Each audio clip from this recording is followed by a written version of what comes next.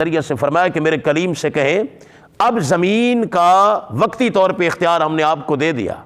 اب آپ اس قانون کے بارے میں جو فیصلہ کریں جو سزا اس کے لیے آپ تجویز کریں، آپ کو اختیار ہے، اور ہم نے دیا ہے آپ کو اختیار کہ آپ اس کے لیے جو سزا تجویز کریں۔ یہ آپ کا گنہگار ہے، اس نے آپ پر الزام تراشی کی ہے، اب آپ جیسے چاہتے ہیں اس کے ساتھ اس کی سزا تجویز کریں۔ حضرت موسیٰ کلیم اللہ علیہ السلام نے زمین کو حکم دیا، فرمایا اس کو پکڑ لے،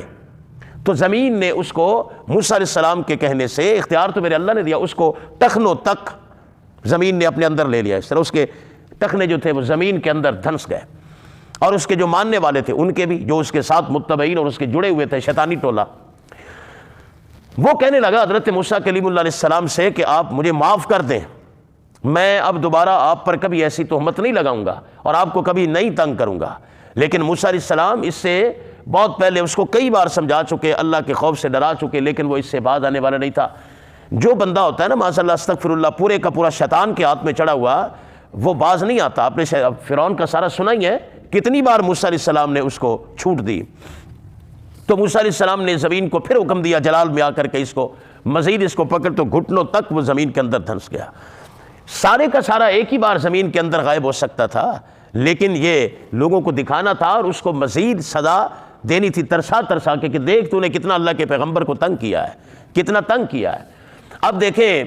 سرکار دو عالم صلی اللہ علیہ وسلم کو کیا تنگ نہیں کیا گیا۔ 3 سال شب ابی طالب کے اندر آپ کو بند رکھا گیا، درختوں کے پتے سے صحابہ کرام نے کھائے، بہت برے حالات میں نبی پاک صلی اللہ علیہ وسلم نے وقت گزارا، اور پھر وادی طائف کے اندر نبی پاک علیہ السلام کے ساتھ کیا کچھ ہوا۔ یہ آپ کی رحمت للعالمین ہے، آپ رحمت للعالمین تھے کہ آپ کے وجود مسعود کی برکت سے اللہ تعالیٰ نے ان لوگوں کو اس طرح برباد نہیں کیا۔ موسیٰ علیہ السلام کو تو اختیار دیا، سرکار دو عالم صلی اللہ علیہ وسلم کو بھی اختیار دیا۔ طائف میں فرمایا کہ اگر آپ چاہیں،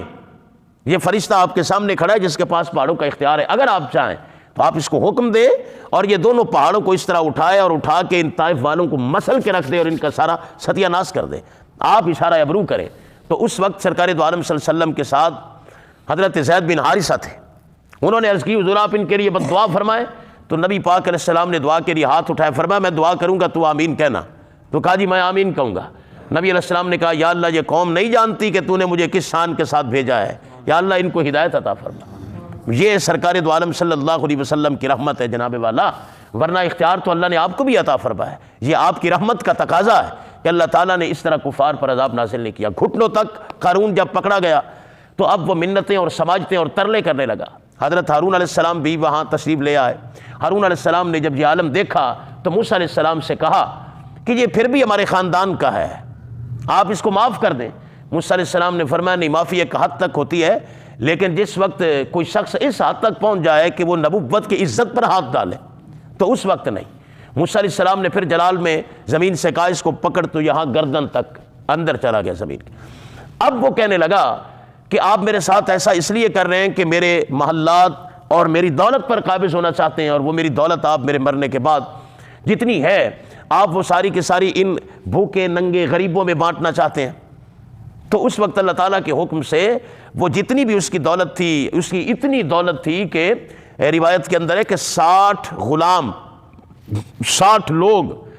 اس کی چابیاں اٹھاتے تھے، اس کے خزانوں کی، اس کی تجوریوں کی، اور ایک روایت کے اندر ہے کہ 70 اونٹ